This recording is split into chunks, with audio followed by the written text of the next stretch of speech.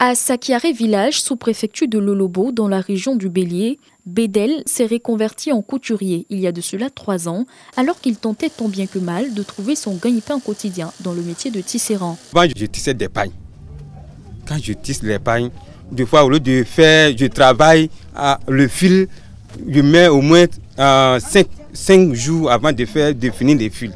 Et puis, c'est moi-même, je tisse encore. Je m'en sors même pas même. Voilà 3 ans qu'il a intégré la 2e cohorte du projet filets socio-productifs. Pour Bédel, c'était comme voir le bout du tunnel. Comme le filet social est venu, à 3e, 4e versement, j'ai donné ça à un Libanais.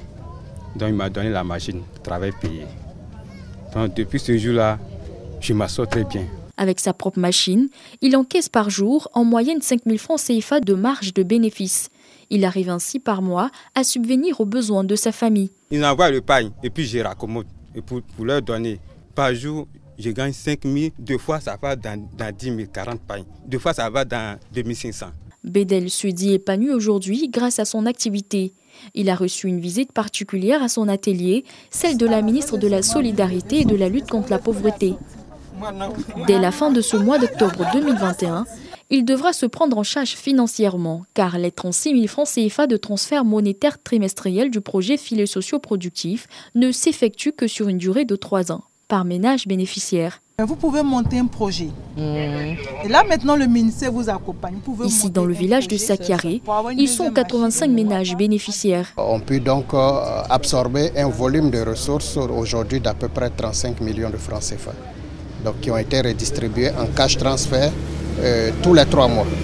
Le gouvernement a instruit au fin de ce qu'on puisse donner une allocation qui constitue, n'est-ce pas, un transfert équivalent à 2 trimestres qui sont payés en une fois. Donc c'est une sorte de subvention de sortie qui a été également payée à l'ensemble des 87 ménages du village de Sakiaré. Une manne financière que certains ménages ont voulu capitaliser au maximum en se constituant en groupement de bénéficiaires. C'est le cas du doyen Amani.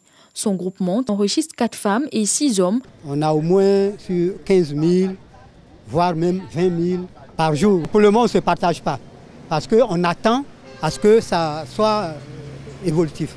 Afin que celui qui a une difficulté, on va lui en aide. Leur stratégie à eux, accumuler le bénéfice et investir dans d'autres activités génératrices de revenus avec l'allocation trimestrielle du projet filets sociaux. On a un champ de manioc et puis on a prévu encore faire l'élevage parce que déjà l'hangar est construit.